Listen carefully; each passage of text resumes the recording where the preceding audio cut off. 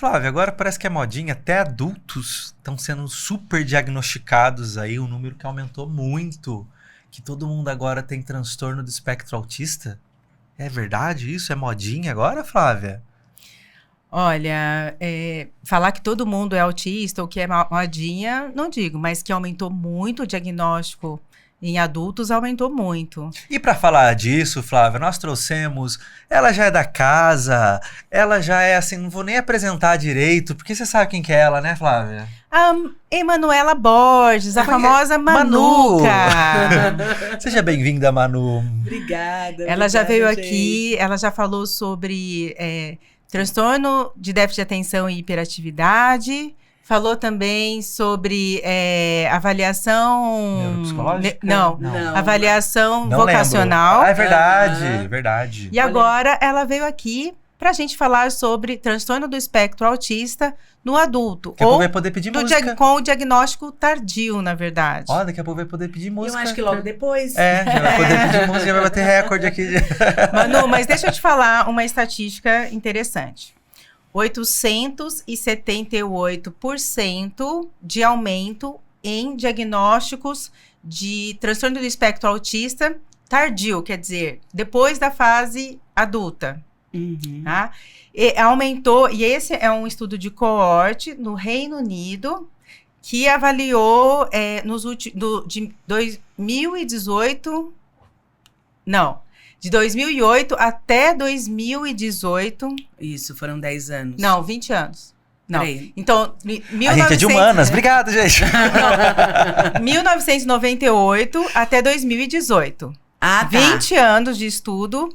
Nesses 20 anos, aumentou 878% o diagnóstico de transtorno do espectro autista de diagnóstico tardio no adulto. Que dividido por 3 vezes 2 dá 77.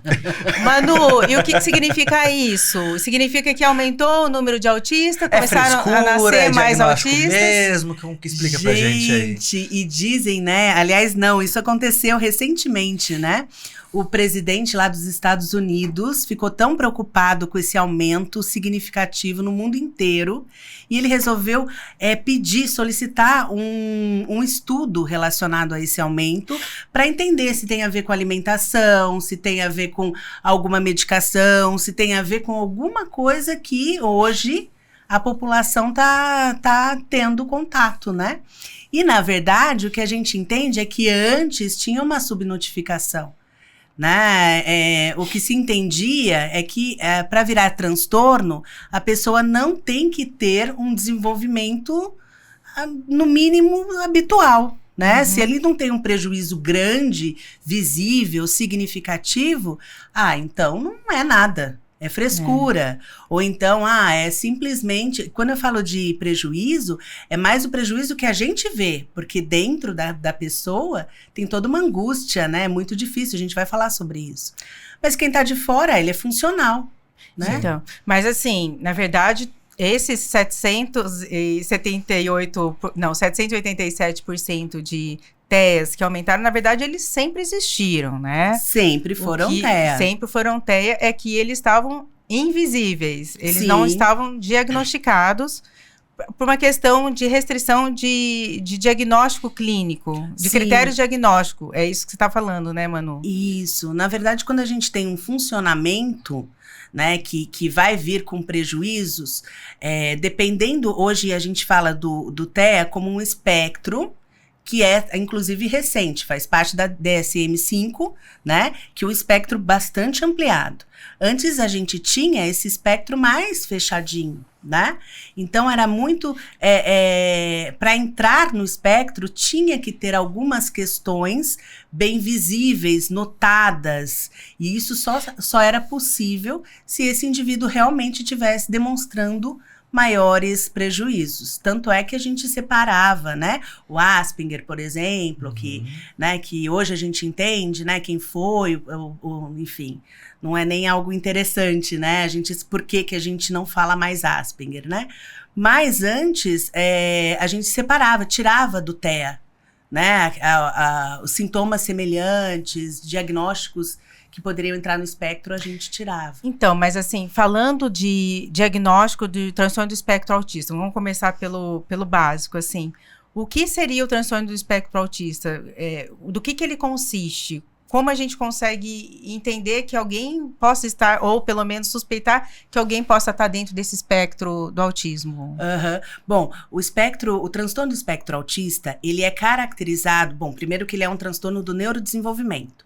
Então, a gente vai falar única e objetivamente de um desenvolvimento que iniciou, né, desde o início da vida, desde do período do nascimento daquele indivíduo. Então, a gente vai ter duas questões importantes em transtornos, né, que é a questão do ambiente externo e também do que ele veio, enquanto genética, enquanto, enfim, o que ele trouxe, né, de carga para aí ter desenvolvido o transtorno do espectro autista. Então, ele já nasce ele não deixa de ser, e ele vai passar a vida inteira dele dessa forma.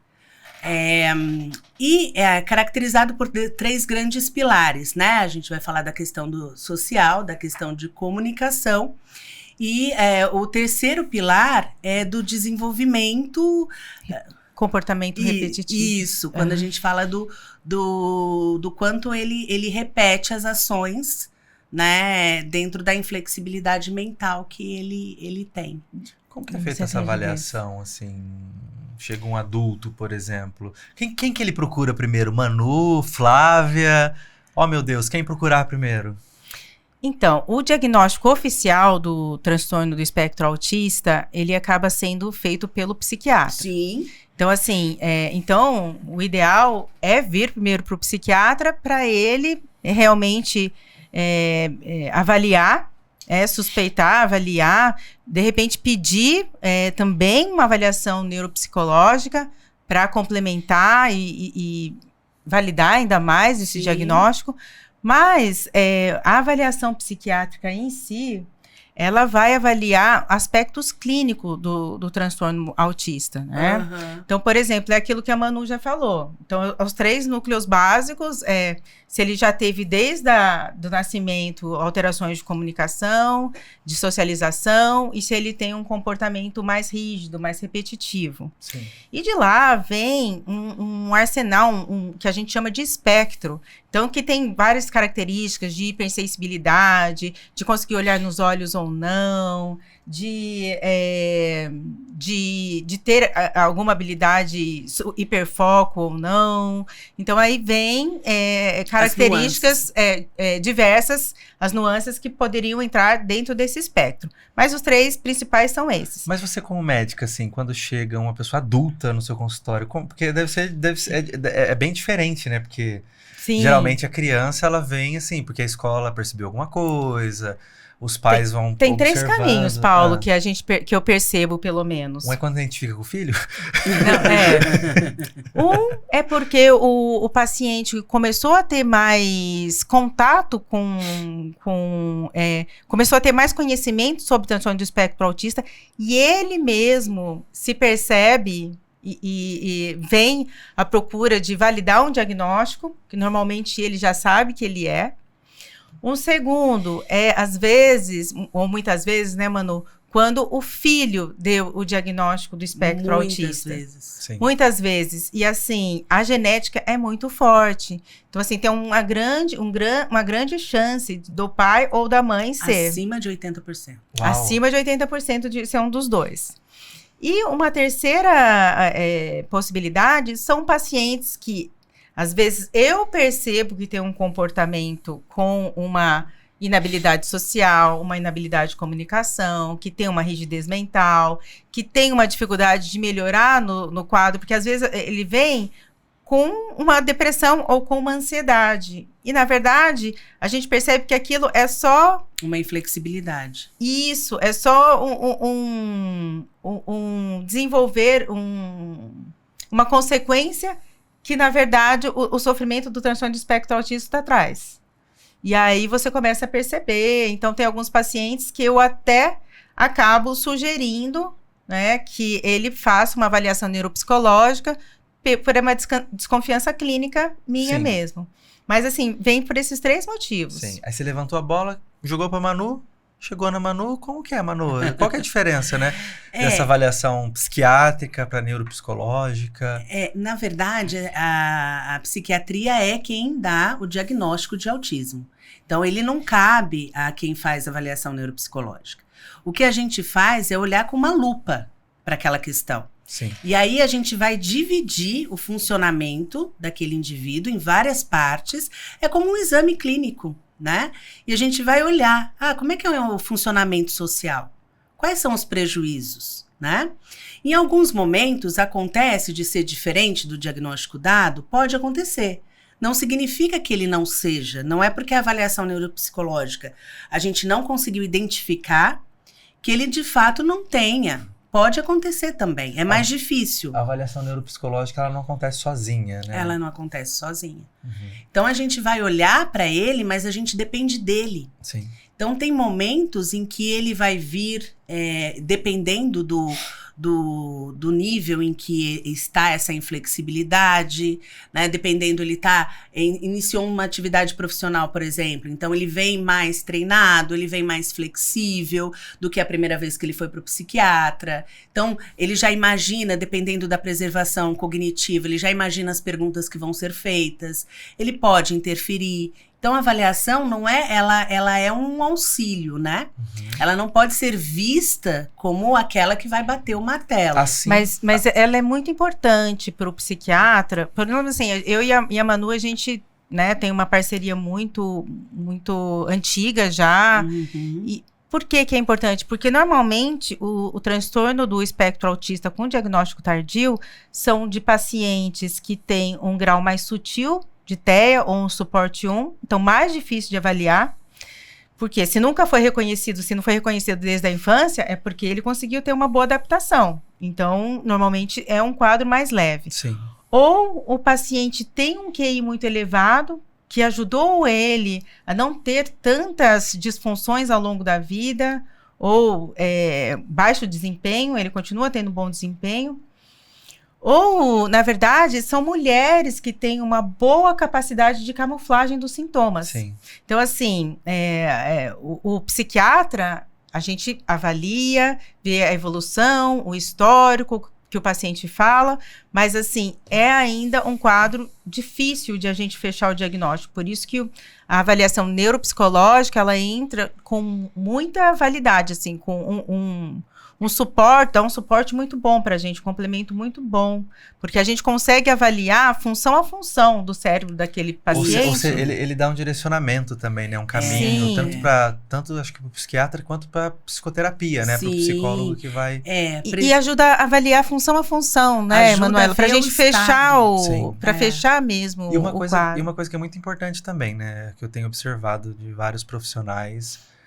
assim como o psiquiatra que dá o diagnóstico, a avaliação neuropsicológica ela é feita pelo psicólogo, né? Porque a gente acaba vendo outros profissionais que acabam fazendo algum tipo de avaliação que a gente não sabe muitas vezes. Olha só, Paulo, que interessante, né? Recentemente teve uma norma, né? Aliás, não é tão recente assim, que os profissionais de fono, né? Os fonoaudiólogos também podem ser chamados de neuropsicólogos. Sim. Eles também podem fazer avaliação neuropsicológica. Eles estariam habilitados. Isso foi uma resolução do Conselho de Fonoaudiologia. Então, assim, eu não estou aqui para dizer, né? A gente tem profissionais de grande qualidade. Sim. É muito séria a avaliação. Eu trabalho há muito tempo com a Flávia. É muito importante que a avaliação seja feita não a forma como a gente, de repente, está vendo, que é todo mundo ganhando várias siglas, né? Exato. A importância daquela pessoa entender o que é primordial para o tratamento e não ficar recebendo nomes.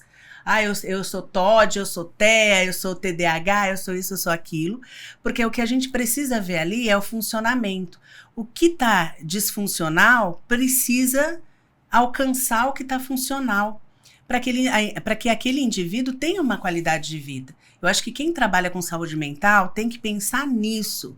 Não em acertar ou em trazer vários diagnósticos ou tentar justificar. E a gente vê, né, eu trabalho há muitos anos com autistas, né? A gente vê que isso vai fazendo com que eles vão entendendo o quanto eles são humanos, vivos, têm desejos, né? Conseguem lidar com as dificuldades do dia a dia, né? Que a gente não, de repente, ficar atrás de nomes, de rótulos, né? Não é essa a ideia. E a avaliação neuropsicológica também, assim, eu acho muito rico, porque o TEA tem algumas comorbidades que são muito comuns, como, por exemplo, o TDAH. Então, assim, fazendo a avaliação neuropsicológica, ela também traz para mim essa informação importante. Sim. Né? E outra que eu acho fundamental é a questão do QI. Porque, assim, através do QI, a gente vai ter uma noção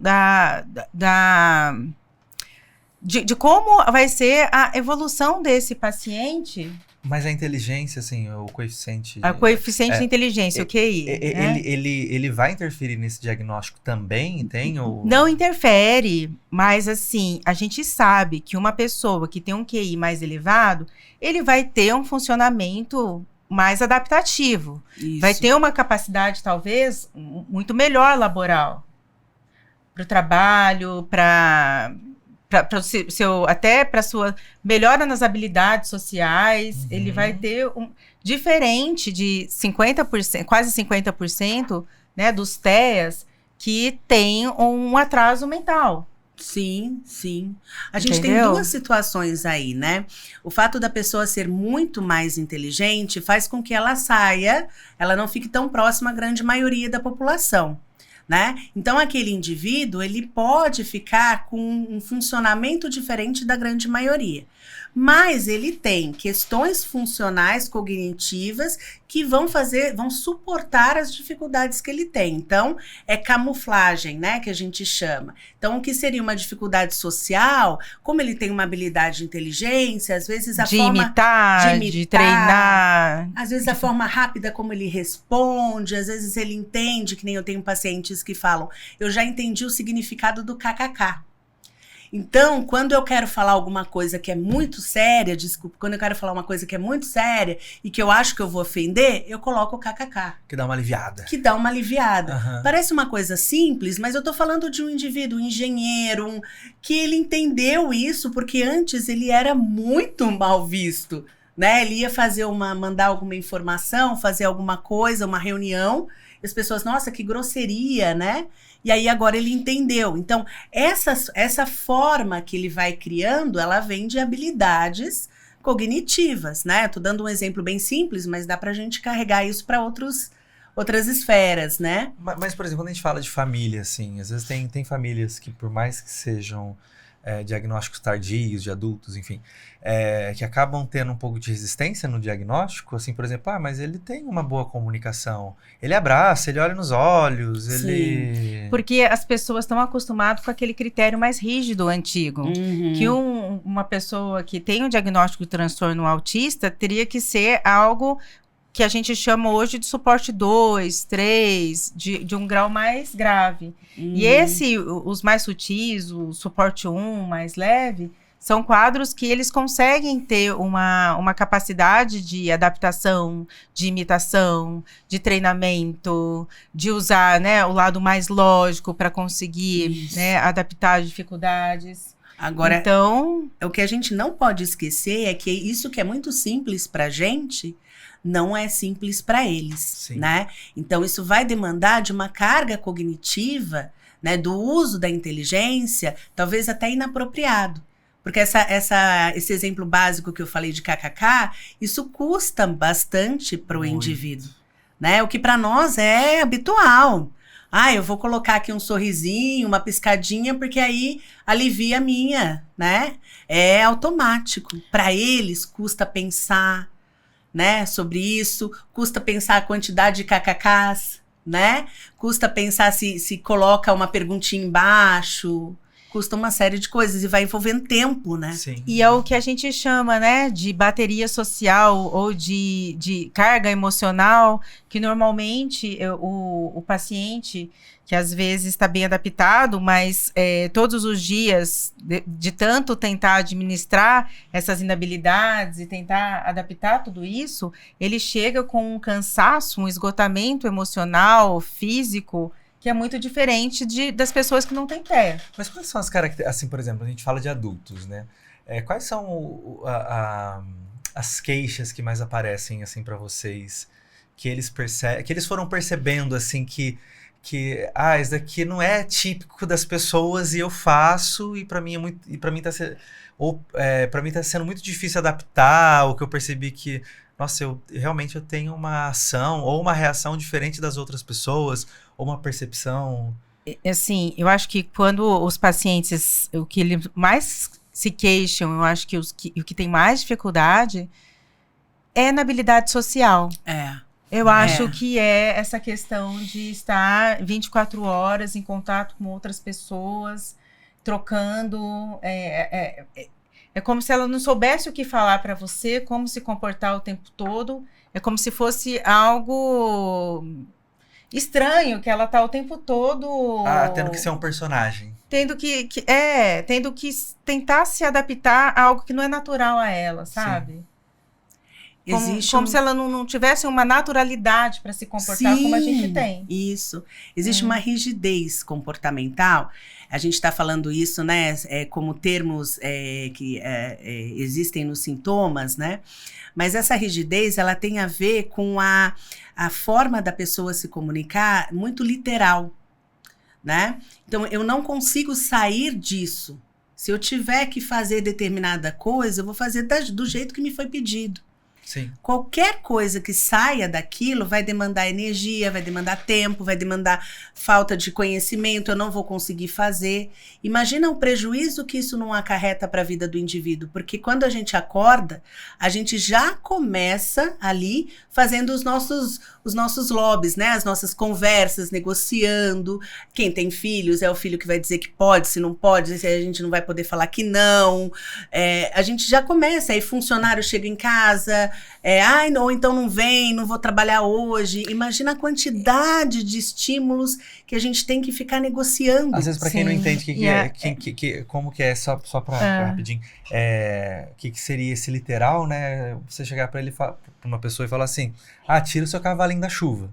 Uma pessoa que é típica, ela ia entender que é uma figura de linguagem. Uhum. Já a pessoa neurotípica, né, com TEA, ela iria falar, mas eu nem tenho cavalo para tirar da chuva. Pois é, mas... Paulo, isso no dia a dia, ele pode ser ainda rotineiro, por exemplo. Eu dei um exemplo assim, só para o pessoal entender o que é o literal, né, assim, Por exemplo, o funcionário não veio, né? Eu não vou hoje trabalhar porque a minha mãe está doente. Mas é tua mãe que está doente, não é você. Sim.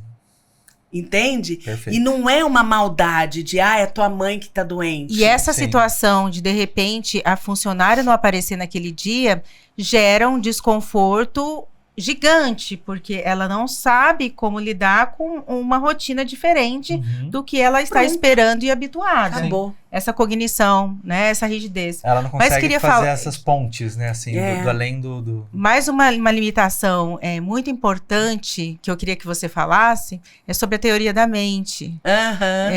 Que é uma disfunção importante do paciente com TEA, e isso interfere muito no dia a dia. Tem um exercício simples, né, que eu vou ensinar aqui, que dá para de repente a gente fazer com algumas crianças dentro de casa. Legal. É um estudo que a gente começou a entender um pouco sobre teoria da mente, né? Chama NCL, já ouviram falar? Eu não. Então vamos lá. A gente começa contando que são duas figuras, né? Podem ser duas bonequinhas, dois personagens. E um personagem, ele chega e conta que tem dentro de uma sacola, conta para a criança, que tem dentro de uma sacola uma bola. E que essa sacola pertence a Sally. A Anne, ela não está ali. Ela saiu da sala, ok? Então só tá a Sally, a alguém que está instruindo e a criança. Olha, essa bola pertence a Sally. A Anne tá fora. Ok? Ok. Volta, vamos trazer a Anne para dentro da sala. Trazemos a boneca, o personagem para dentro da sala. A bolinha tá lá dentro sem que os dois personagens, para não ficar confuso, eu vou tentar ser o mais simples possível. Sem que a Sally veja, a Anne pegou a bola e colocou a bola dentro da sacola dela. Ok? Uhum. Somente quem viu isso foi a criança e a Anne. A Sally não viu. A Sally virou de costas, não estava vendo, ok? E a bolinha é da Sally. A bolinha é da Sally, ok? Chega a psicóloga e diz assim: fulaninha, aonde está a bolinha? O que a criança vai fazer? É procurar a bolinha da Sally. Aonde está a Sally? Uhum. A criança, ela consegue entender que a bolinha pertence a Sally. Uhum. É da Sally. É para ficar com a Sally. Essa coisa de eu trago para cá a bola, eu levo para lá, eu faço uma organização, uma reorganização social, a criança com autismo, ela não tem essa capacidade de compreensão. Num nível maior, tá? Já tô falando do 2 e do 3. Então, quando a gente fala de teoria da mente, o que é? É eu perceber situações que acontecem na minha rotina que tiram o meu resultado final. Eu não consigo compreender aquela situação, aquela emoção, de uma forma tão subjetiva quanto a maioria de nós humanos fazemos, né? Então, a gente entende as relações sociais de uma forma muito mais subjetiva. Eles entendem as relações sociais de uma forma muito mais concreta, muito mais direta. Então, assim, mensagens subentendidas, situações que são mais invisíveis, assim, para as outras pessoas. Isso, a pessoa com TEA tem uma limitação, uma dificuldade de compreender. E isso, no nosso dia a dia, a gente lida muito com o subjetivo, com mensagens subliminares, com coisas subentendidas, com situações subentendidas. Então, você imagina, para a pessoa que tem TEA, o quanto que não é o desgaste dela diário. Então, se você diz para alguém que tem o TEA, né, que tem o transtorno, olha, eu estou triste, eu estou chateada, e aí essa pessoa, ela escuta eu falando para uma outra pessoa. Vou trazer o exercício da Sally e da Anne aqui no formato adulto. Ela escuta eu falando para outra pessoa, eu estava mentindo. Não é verdade, eu não estava assim. A pessoa vai continuar com TEA pensando que era verdade, que eu de fato estava. Afinal de contas, eu disse para ela que eu estava. Ela não tem essa triangulação que a gente consegue falar, nossa, que filha da mãe, mentiu para mim, né? Não tem essa triangulação. E tem essa característica também, né? Que a maior parte das pessoas falam, nossa, todo TEA é muito ingênuo. Por conta ele disso. Acredita em tudo. E ele também não mente, porque o jeito dele também agir é de uma maneira mais concreta. Se ele viu, ele viu. É o que ele viu. É o que ele viu. É o que ele captou, né?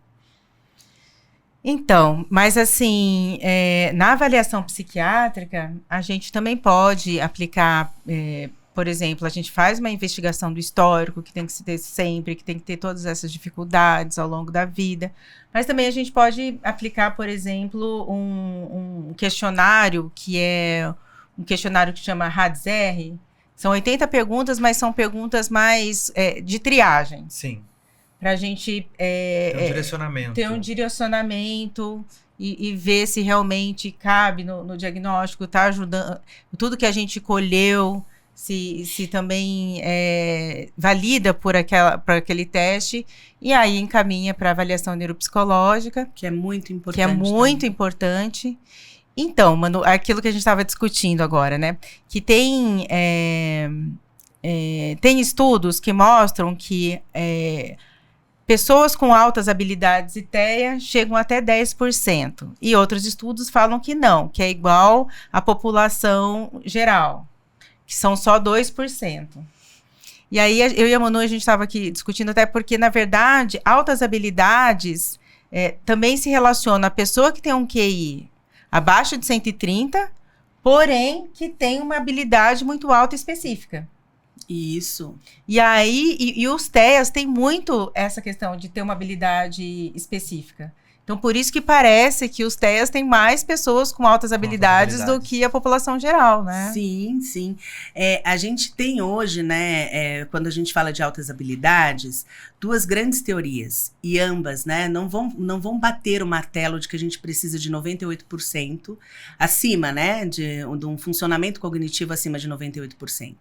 Ninguém falou sobre isso, né? A gente tem o Ranzulli, que é hoje o meu norte para falar sobre altas habilidades. Em nenhum momento ali está escrito que a gente precisa acima de 98%.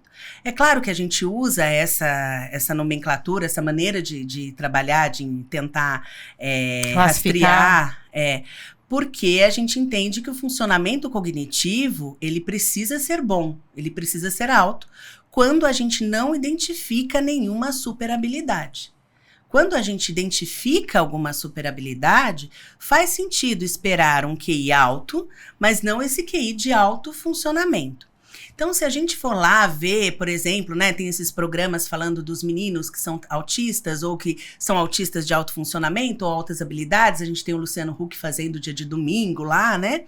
A gente vai ver os meninos, muitos deles TEA, né, dentro do espectro, e a gente vai ver eles com habilidades específicas. A gente não vê nenhum deles participando de todas as atividades. Uhum. A gente vê um trabalhando com, quando mostra o mapa, vai o fulano lá responder onde que é o país do mapa. Quando mostra matemática, vai o ciclano lá responder a conta matemática. Nunca vai o mesmo. Eles vão alternando. Por quê? Porque eles têm uma alta habilidade específica. Né? Só que a gente hoje entende que altas habilidades a gente precisa de um funcionamento cognitivo amplo. Como os testes de QI são testes que, teoricamente, eles não têm um grau de dificuldade maior, acaba acontecendo que ao fazer esses testes, essas crianças com habilidades específicas ou com TEA, com bom funcionamento, atingem o resultado que a gente precisa no teste. Uhum. Mas não é certo a gente esperar que o teste nos diga, o teste de QI, se esse indivíduo tem ou não altas habilidades. Uhum. Quando, na verdade, ele está lá traduzindo, falando 4 ou 5 idiomas, né? Ele está lá fazendo contas matemáticas exorbitantes e o QI dele é 90%, 92%. Sim. Você assistiu Big Bang Theory? Uhum. O Sheldon, qual que é a sua hipótese diagnóstica pro Sheldon? É um TEA de alto funcionamento. Alto funcionamento, né? Sim. Igual o Sheldon. Ele, assim, a grande dificuldade dele é a questão social, mas para ele também não interfere, né?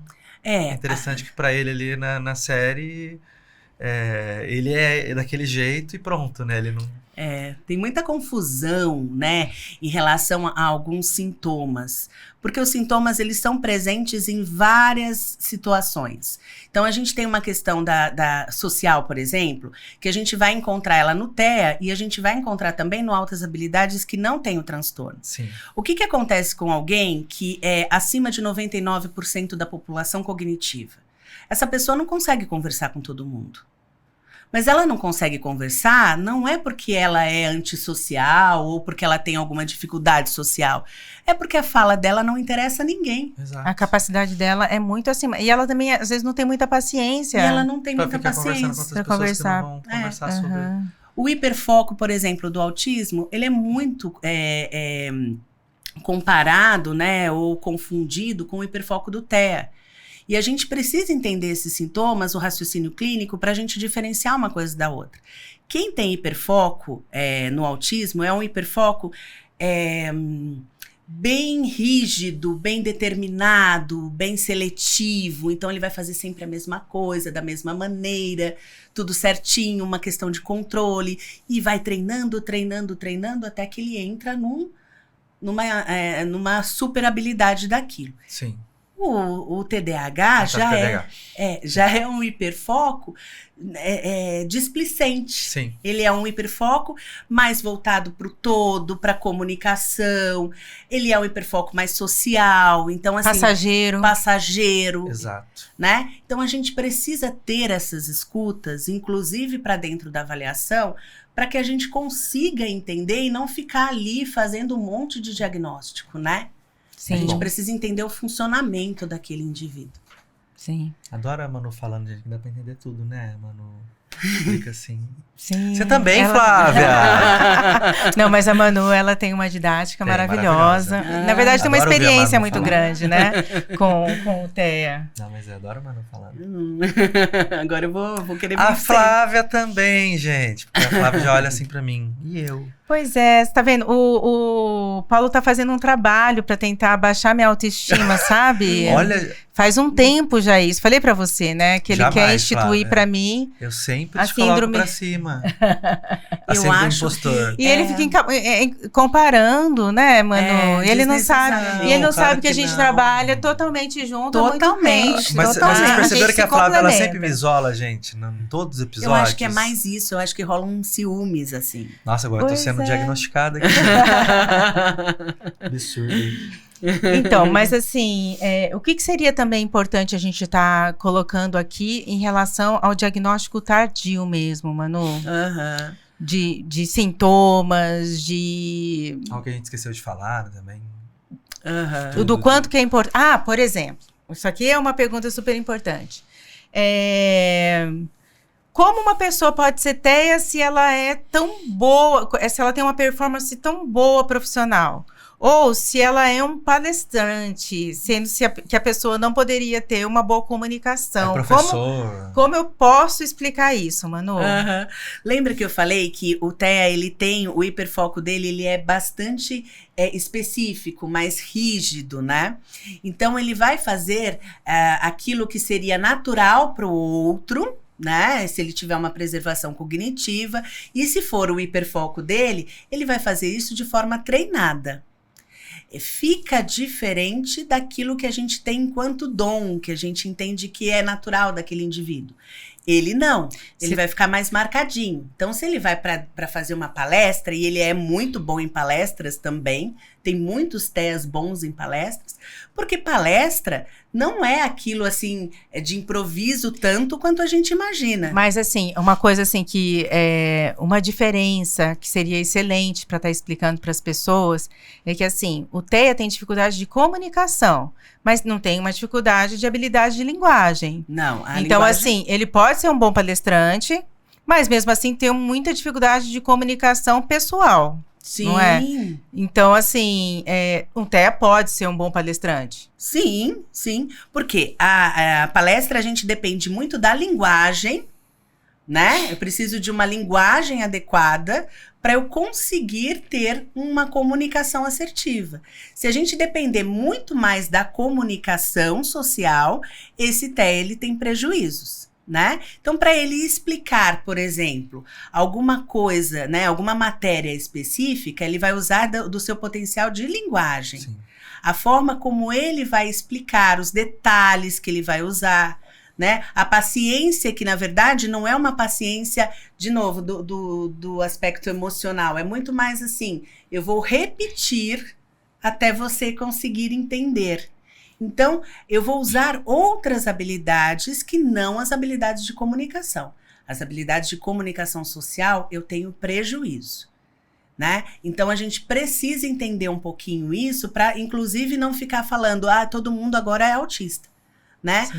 Mas olha como essa pessoa se comunica bem. Imagina, é palestrante, imagina, dá aula num colégio tal, Uhum. né? Porque existe muito preconceito. Isso aqui é uma coisa super importante de falar. Uma pessoa sofre mais preconceito de receber um diagnóstico depois de TEA e ela ser uma pessoa competente profissionalmente ou que tenha uma função executiva boa, um funcionamento bom social, ela sofre muito mais preconceito porque todo mundo desvalida, né, todo o sofrimento, o diagnóstico e todo o sofrimento do que ela traz, do que realmente o preconceito de ter o autismo. Parece que está tendo uma inversão, né? É lógico que ninguém precisa ter preconceito de ter o autismo, não é isso que eu estou querendo dizer. Mas antes as pessoas ficavam mais preocupadas de se rotular com alguma coisa, e hoje as pessoas ficam com mais medo de ser taxada como uma pessoa que não é autista e está assumindo esse diagnóstico para ter algum ganho, algum privilégio, algum benefício. Né? E a gente precisa entender também que o autista com nível de suporte 1, ele não carrega benefícios específicos, né, que os outros têm. Né? Então, o que ele vai ter é muito mais voltado para a questão social. Então, ele vai conseguir diminuir a fila ou não ter fila nos espaços, ele vai conseguir ficar num show, num lugar reservado, ele vai conseguir entrar preferencialmente em alguns locais, mas ele não vai ter uma pensão específica, né? Ele não vai ter aquelas questões do LOAS, né? Então, aquilo ali a gente precisa... porque senão as pessoas vão achar que a gente faz laudos, né? E de repente é só para que ele tenha algum benefício. Ele não tem benefício nenhum. O único benefício que ele tem é de entender quem ele é, né? E entrar numa fila menor. É isso. Ou estacionar o carro. Tem um benefício que eu acho que tem alguns pacientes que tem mudado a vida deles. Que é, por exemplo, entrar num trabalho através do... sim. Como que chama? Esqueci o nome. PCD. Por ser PCD. Isso eu já percebi, assim, que eu tinha pacientes que, antes do diagnóstico, trabalhavam em alguma empresa e eles eram discriminados por ter dificuldade de comunicação, ter dificuldade social, ser uma pessoa mais isolada, ser um pouquinho mais rígido, ser muito sistemático, né? E aí ter essas dificuldades. E quando eles têm um diagnóstico e podem entrar num trabalho através de ser PCD, eles já entram com um acolhimento diferente.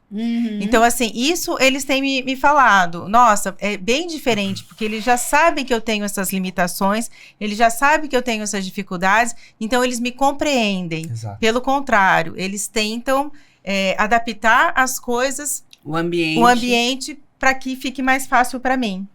Então, isso eu acho que é válido na questão de ter um diagnóstico, mesmo que seja suporte 1, né? Porque a gente está falando de quem trabalha, quem consegue um trabalho. O que, infelizmente, acabou auxiliando muito mais as empresas, que elas têm uma cota, né, do que o próprio profissional, porque aí o profissional, tudo bem, é claro que sim, o profissional sim também, mas a gente tem muitas empresas que contratavam, né, os autistas nível 1 de suporte, e muitos com altas habilidades, sem nenhum auxílio para eles, e eles, assim, resolvendo, executando, com grande dificuldade. Com grande dificuldade.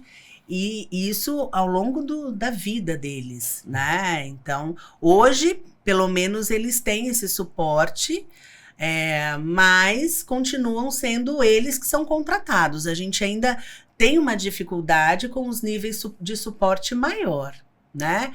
Infelizmente, mais ou menos assim, né? Se for para escolher, eu prefiro aquilo que seja leve, que era a forma como eu fazia antes, só que agora eu dou uma melhorada nisso e também só que eu tenho reconhecimento do governo. Então, é uma luta, algo que a gente precisa trabalhar muito para realmente que esses com nível de suporte maior, eles também possam estar, né, inseridos, né?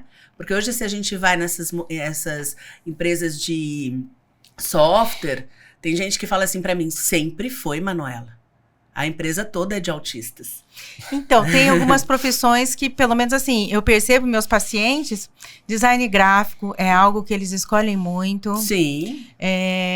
Engenheiros de software, desenvolvimento. TI, programação, tudo para áreas de exatas, né? E profissões que não exigem tanto contato social, né? Sem muito contato social e com muita habilidade lógica, né? Racional. E aí são aqueles que vão trabalhar realmente 10, 12 horas por dia. São aqueles que não vão arrumar rolo, não vão fazer fofoca, né? Então, eles continuam tendo acesso. Os de nível de suporte maior, eles já têm uma dificuldade de entrar no mercado gigantesca, né? Sim. São eles que passam nas faculdades, nas grandes faculdades, né? E assim, a gente tem histórico aí interessante, né, Manu, de pacientes que durante a faculdade, né, a gente que conseguiu, de alguma maneira, por ter o diagnóstico, concessões, né, Isso é muito importantes importante. aí em relação a gente tem uma paciente que tinha muita dificuldade em apresentar trabalho, que ela conseguiu apresentar, né, por escrito, ou ler, né, ler ao invés de ter que apresentar, que mais, Manu? São várias as silenciador, profissões, né? De Aham. utilizar alguns recursos, auxílios, poder sair durante, né? Ficar 2 horas em trabalho, depois ter uma saída estratégica. Não precisar, às vezes, fazer trabalho em grupo, Aham. poder entregar trabalhos individuais. Aham. Então, assim, o Não fazer diagnóstico prova oral. também acaba ajudando muito. nesses Que às vezes é desconfortos fácil muito pra grandes. algum. Que muitas vezes faz com que a pessoa até saia, né, da faculdade, desista da faculdade, por essas dificuldades muito grandes sociais. Né? O que a gente tem muito também, né? Hoje acontecendo talvez menos, mas antes acontecia muito, era o indivíduo, ele passava na faculdade, né? Então o paciente, ele entrava na faculdade. E a dificuldade não era essa, né? Muitas vezes era lá os dos primeiros nomes. A questão é que quando ele entrava, ele precisava morar sozinho, ou morar com alguém. Ou ele precisava, né, de uma dinâmica que de repente alguém fazia para ele e aqui naquele momento ele tá tendo que fazer sozinho. Precisa desse suporte Ele social. se perdia, né? de uma forma assim tão grande que as notas caíam, que deixava de conseguir, né, de dar continuidade na faculdade, ou abandonava, ou demorava 6, 9 anos para conclusão, num curso que era de 4, de 5 anos. Né? Então, muitos chegando perto do jubilado, né? E esse autoconhecimento é muito importante, não só para ter esse suporte que às vezes precisa, mas para a pessoa entender a própria limitação e para que caminho seria mais fácil ele estar seguindo, né? Sim. Porque tem pessoas que, de repente, quer seguir uma linha, agradar os pais, mas, assim, é uma dificuldade tremenda. Sim. Então, esse autoconhecimento que o diagnóstico traz, que a avaliação neuropsicológica traz, que toda a história da vida dele traz, pode dar bastante suporte. E é aquela questão, né, que a gente fala, é um diagnóstico de alívio, de ressignificar a vida, de trazer caminhos, né, melhores, mais seguros para a pessoa. Então, assim, essa definição também é extremamente relevante para a questão psicológica e emocional da pessoa. Sim. É igual o TDAH que a gente fala, né? Igual o TDAH, igual a gente. Eu acho que o TEA é mais, ainda Muito bem mais, mais, acho né? que é Muito mais mais. complexo, mas porque é mais tem uma complexo. complexidade grande, Tem. né? Tudo depende, né? Não tem transtorno que é maior ou transtorno que é menor.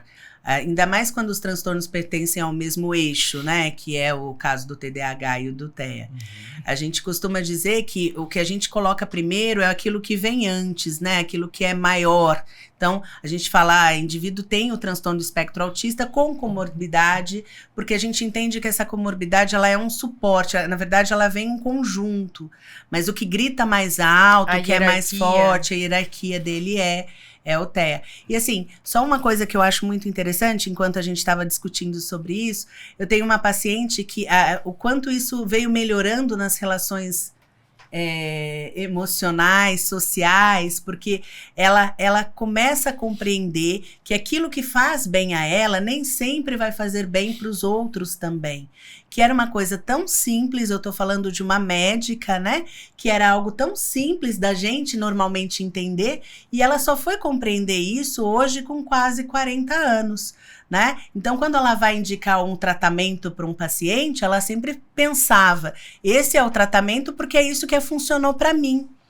Né? E hoje ela consegue compreender melhor que esse funcionamento são organismos diferentes, são pessoas diferentes, são histórias de vida diferentes. E hoje ela é uma médica, ela fala sobre isso, né? que ela se sente uma médica mais preparada para lidar a partir do diagnóstico, a partir do tratamento, né? Manu, a gente passou muito. Passamos. Eu acho que foi muito bom. A gente trouxe bastante informações. A gente não falou tratamento. Não falamos de tratamento. Vamos falar rapidinho, então. Tratamento medicamentoso para o TEA não tem tratamento específico. Na verdade, a gente trata as comorbidades. O que seriam as comorbidades? Quadros que normalmente vêm junto com o TEA. Então, assim, é muito fácil, é muito comum o TEA ter o outro neurodesenvolvimento, que é o transtorno de déficit de atenção e hiperatividade. Aí a gente vai tratar o TDAH.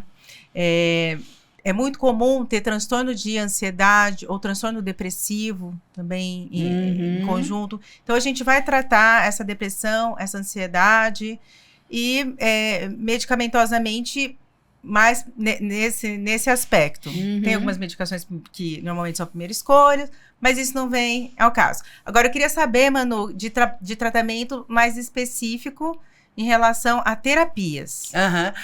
Hoje, né, a gente fala de 2 grandes terapias que têm sido suporte para os autistas de nível 1, né, de suporte. Que é a terapia das habilidades sociais, que é o THS, né? E também a terapia de funções executivas. São as 2 grandes dificuldades, as maiores dificuldades do indivíduo quando ele vai para o mercado de trabalho, quando ele está na fase adulta. Enquanto função cerebral, né? Enquanto função cerebral. Então, por que hoje existe, da nossa parte, que trabalhamos com o TEA, um certo olhar, assim, de que a terapia, dessa terapia tradicional, ela tem um resultado, um efeito um pouco menor. Porque a gente vai trabalhar num campo do imaginário, do subjetivo, e isso não alcança muito quem tem o transtorno nos primeiros momentos de tratamento. Num segundo momento, em que ele está mais adaptado, é possível sim. Principalmente a terapia comportamental, né? Principalmente a comportamental.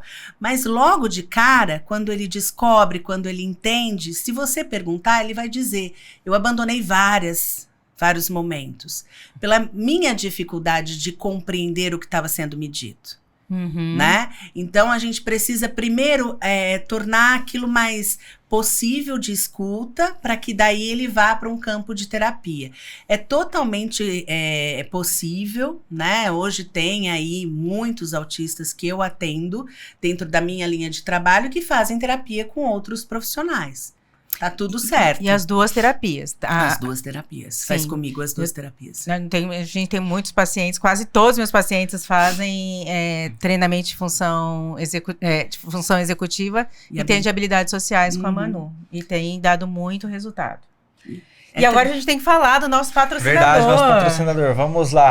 Obrigado, Espaço Vale Sul Shopping. Espaço Vale Sul Shopping não, Espaço Saúde do Shopping Vale Sul, que é um espaço incrível onde você vai ter vários profissionais, né, Flávia? Onde você não precisa só no shopping agora fazer comprinhas. Pelo contrário, você vai no médico, faz a sua avaliação, cuida da sua saúde física e mental e depois pode ir no shopping passear, ir no cinema e tal. Mas assim, cuidado com a sua saúde é o principal. Exato, e lá você encontra no Espaço Saúde Vale Sul Shopping. E é isso, Manu. Se a galera quiser te encontrar, onde encontrará-vos? Qual rede social? Eu tô na clínica. Eu ia falar, eu tô na Clínica Etos. Mas também tá lá. Também na Clínica Etos, junto comigo. Tô lá. A minha rede social é Emanuela Borges, neuropsicóloga. Né? Nossa, tá muito longo, Vamos pensar num menorzinho. Vamos pensar né, num Manu? menor. Vamos pensar, mas você consegue encontrar também por aí. Né? E os contatos é pela Clínica Etos, que fica lá na Avenida Barão do Rio Branco. São José dos Campos. São José dos Campos. Estado de São Paulo, Brasil, galáxia, planeta Terra. Me achar é muito fácil. E eu também estou na Clínica Etos e no @doutora Flávia Sano no Instagram. E eu não estou na Clínica Etos. @psi Paulo Siqueira.